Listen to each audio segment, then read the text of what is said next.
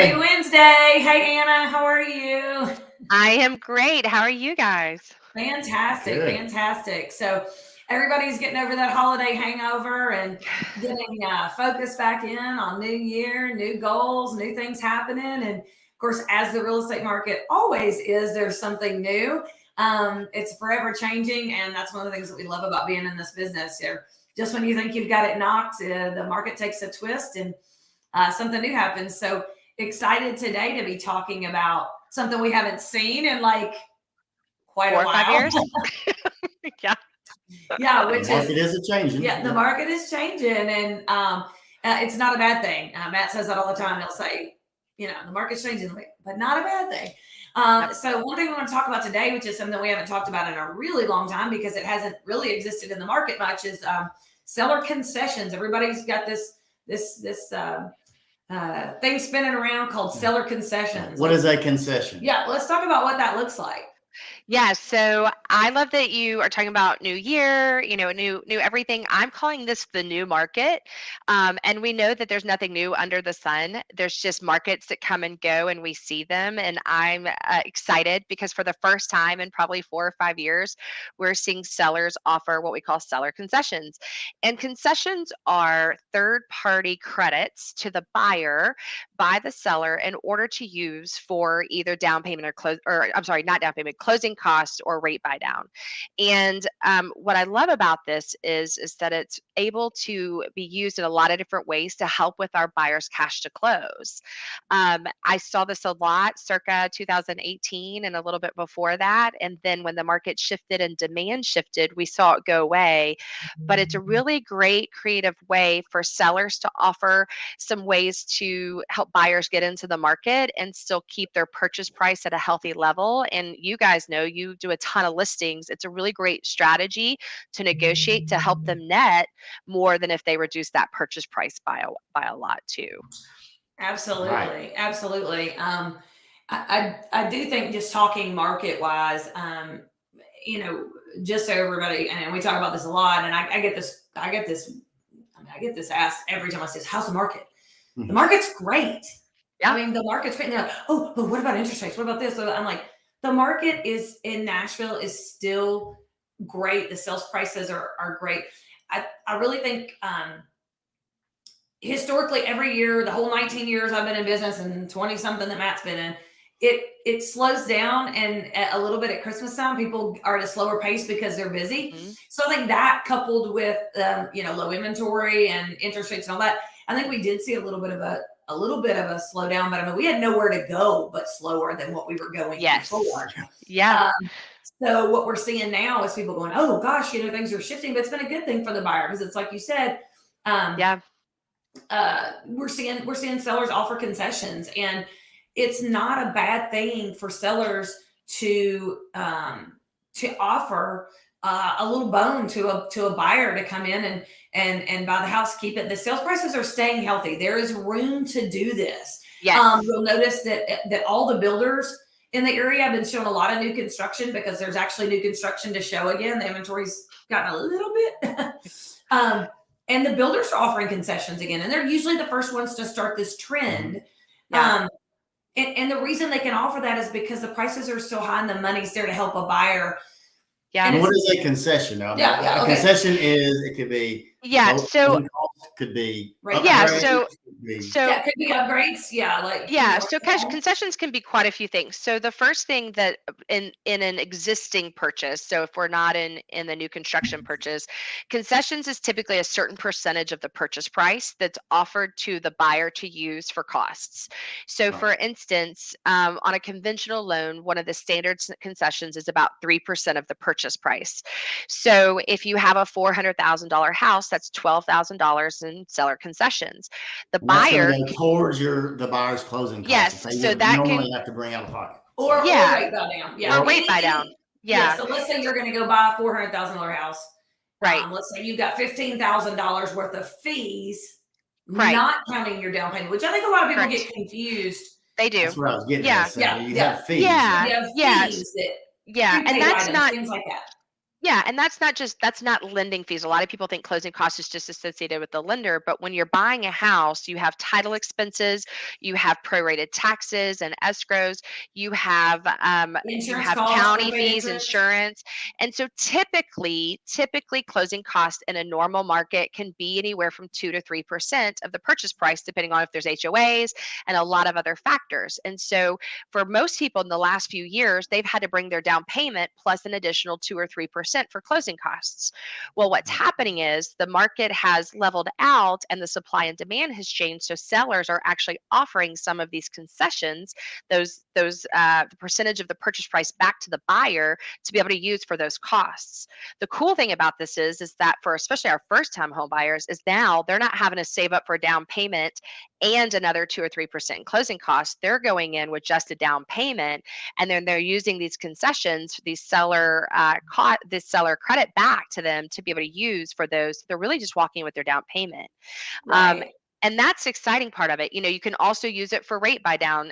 Matt, that was the other thing. You can use it for rate buy down. And so if Mhm. you want to do a full rate buy down, that's a permanent rate buy down, you can do that. If you want to do a temporary 2-1 or 1-1 buy down to lower that rate for a couple of years, you can do that as well. The great thing about seller concessions is that as long as you're applying it to some of the cost, you cannot apply it to down payment. You have to bring your down payment because that's incentivizing instead of giving concessions. But if you use it for any of those things, then it's fine.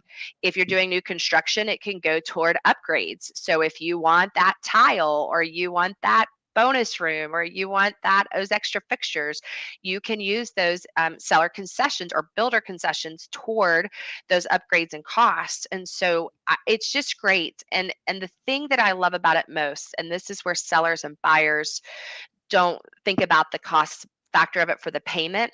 If you reduce a purchase price, a $400,000 purchase price by 10 grand, so it's 390 now, it only changes their payment $50 a month.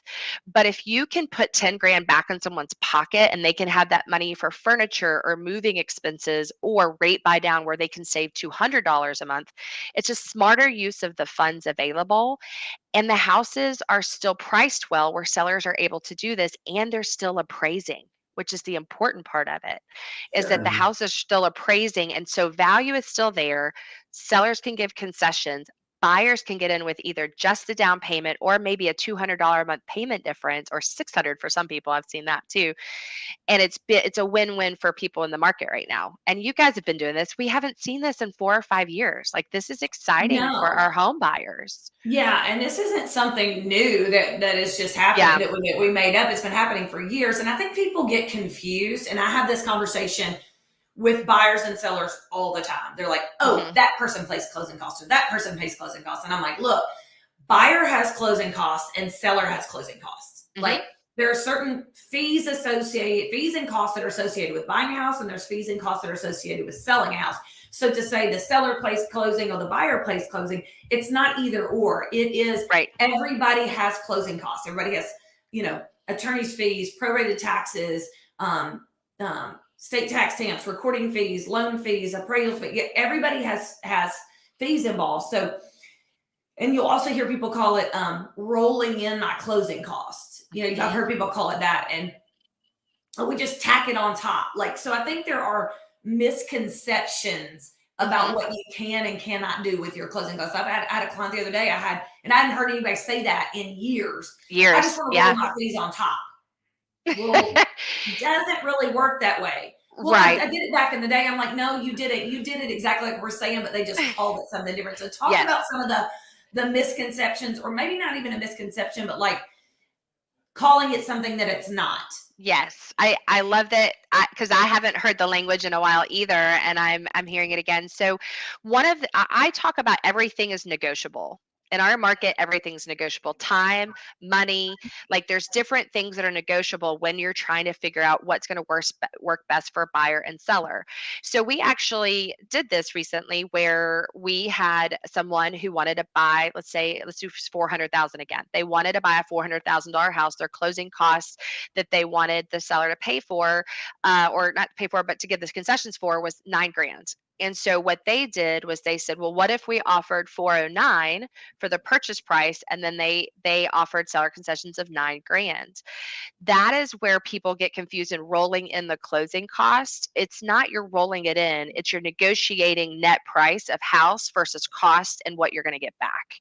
And And it so what still has to happened, appraise for that and it amount. still has to appraise. So what I tell my clients is, if you're going to offer 9 grand over purchase price so that the seller offers those seller concessions, it has to appraise, because you are still buying a house that you're saying is worth 409. And then we have to look at, is it worth increasing the purchase price for the cost versus the reward of the seller concessions? So if $45 a month difference in purchase or in payment helps you not bring 9 grand to the table, it's negotiable and it's worth it. And every family has to look at it differently. But that's when people talk about rolling it in, that's really what they're talking about. Can we increase purchase price to get the seller concessions and still make sure the seller nets what they want? We can get our closing costs paid for, and we can still have a payment comfort level and a cash to close that makes sense. And so as long as it appraises, that's okay from a lending standpoint. But we want to make sure that we're not adding on cost to a purchase that's not going to have the value when we go to lend to it. And so that's where Right. So that appraisal comes in. that's a win-win-win. Yeah. It works for Yeah. everybody. And I Yeah. try And to explain to seller or to buyers that reducing this, and I just had this conversation with somebody the other day. I'm like, you're buying into this community. Everybody else paid $400,000 for their house. Yep. You see people making reductions or giving seller concessions. You're like, well, I want it for 390 or I want it for 380. Like, do you really? You're buying into this community. So to say, I bought the cheapest, I bought for 20 grand back of everybody else in the neighborhood. What did you just do to the comps of the house that you just invested in? Right. You just dropped them. So then the neighbor next door has trouble getting the 400. Yep. So it would be much better to, even if the seller's even negotiable by 20 grand. I mean, I'm not even saying that that's realistic, but I'm just using, numbers here. Yeah. It would be better to say, well, I've got $20,000, I've got $15,000 worth of fees. Yep. I'll give you the 400. You give me a $15,000 credit. Yeah. And that's important. Closing costs or rate buy downs. Yeah. And you use that money, and then the comps for the neighborhood stay consistent. And you Yes. haven't just gone the wrong direction in the neighborhood you just invested in. So that's a concept that people have a hard time. And that's where I think a word or a phrasing that we're familiar with, if you've been in the industry or you've been a home buyer before, and I'm really trying to use this with the language with my buyers and even people who are selling who are buying with me, is fair market value. We've kind of moved away from that for so long because we everything was going so high so quick. We didn't have accurate comps to have fair market value. But whenever we get into 6 months worth of comps that are equal to where we want to be, to go below where it is appraising and ask for people to reduce it below the fair market value, you're now lowering the neighborhood down below the fair market value, which means you're actually hurting your neighborhood. And so for people right now, that's why even for sellers, I'm telling them, don't reduce purchase price. It doesn't help the buyer nearly as much, but you're also going to maintain the neighborhood like you're talking about. And I think for the first time in probably 3 years, we're going to, for the next 6 months, see an accurate view at value because we leveled off last year. And we finally will have 6 months worth of comps. And here's the cool thing. Realistic comps that are consistent, that aren't time adjusted, that aren't based off of people going over. It's really going to be people who offered fair market value, got some seller concessions, and really stabilized the neighborhood. So this year, we're going to see more accurate comps, more accurate fair market value, and it's going to help people really negotiate the right way instead of emotionally. We've had emotional negotiations for the last 2 years instead of fair market value negotiations. And we've needed this. We really needed this leveled market. So I'm excited. I think this is going to be a first-time home buyers market. I've been saying that for a while. I think there's going to be people who can get in who were discouraged. I've already had 3 or 4 people go under contract that couldn't last 2 years ago. I think your government loans are going to see some flexibility, some FHA and VA and USDA buyers. And I think sellers are still going to make great money. They made 5 to 20% over the last 3 years. So even if they sell at fair market value now, they're not losing money. if you look at No, what and they've yeah, made, you know? right. Yeah, we've So, been talking. I mean, we tell them like our prices are not going down. no, The market is leveled out, and people are being able to negotiate, fairly negotiate. You know, it didn't go right. from one extreme to another, but the people are able to fairly negotiate. I have worked with more. We're usually super listing heavy. We do have Mhm. buyers we work with all the time, but lately I've seen more buyers coming out of the woodwork to be like, hey, we finally have a chance, you know, to Mhm. purchase now. And I will say, and I know, Anna, you're probably going to croak when I say this. I don't even know. We'll just see what you're gonna say. I'm telling you guys, though, I think we have a window here for this Mhm. negotiability. Mhm. And I just the way this market goes like this all the time, Yeah. we saw a small slowdown during the holiday season. The second New Year's went and came, phones are blowing up again. And Mhm. we're Busy, seeing busy. multiple offers again. I Yeah. think we might have a short window. Yeah. Inventory is going to be down in a couple months, and it's going to get tight. Yeah. I We think always I think say, these concessions, there's a possibility they could be short lived. yeah. I love a level market. I love to Yeah. negotiate. I love to, do all the things. But I do. I had some buyers the other day that they popped up, and I was like, oh my gosh, this is wonderful. They've kind of been sitting on the fence because it just Yeah. wasn't their market. This is their market. They're taking advantage of it.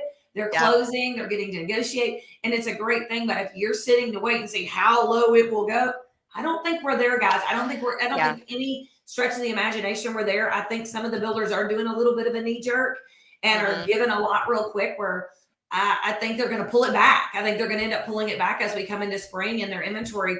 You got to think we were on a waiting list for Mhm. a pre-sale for most builders. I mean, there was zero inventory. There's still very few houses out there sitting that you can walk through and buy and close in 30 days. Right. They're just trying to pack that pipeline of pre-sales Yep. again. And once that pipeline gets full, those incentives are gonna go away or get smaller. So I Yeah. do think that we I have a agree with window of that. opportunity here. I could be completely wrong.